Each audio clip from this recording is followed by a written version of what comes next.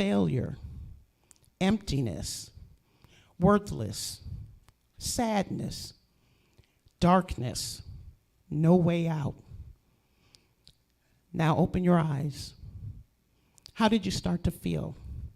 Were you starting to feel a little sad, isolated, alone, by yourself? This is how people feel that suffer from depression, which is a mental illness that negatively affects how you feel, the way you think, and how you act. Depression causes feelings of sadness or loss of interest in activities and things that you used to love to do. If you used to love to go fishing and all of a sudden you don't go anymore, things like that. Depression can lead to a variety of emotional and physical problems and can decrease your ability to function at home and at work.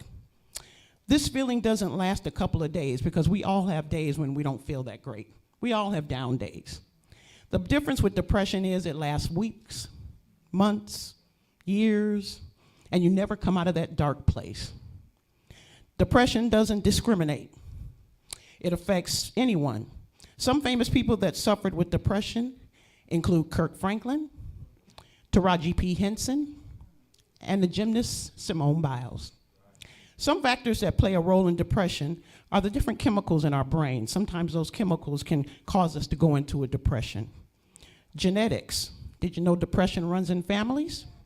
So it's very important to know your medical history and your family tree. That's very important. Life circumstances. Traumatic events in life can cause depression. Life happens. Medical conditions. Sometimes we get into medical conditions that can cause us to drop into a depression. Environmental factors. Continuous exposure to things like violence, neglect, abuse, or poverty can make some people more vulnerable to depression. African Americans, we face unique risk factors for depression.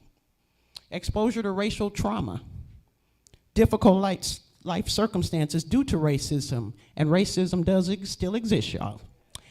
Racial barriers to access care, including racism from care providers and mental health stigma.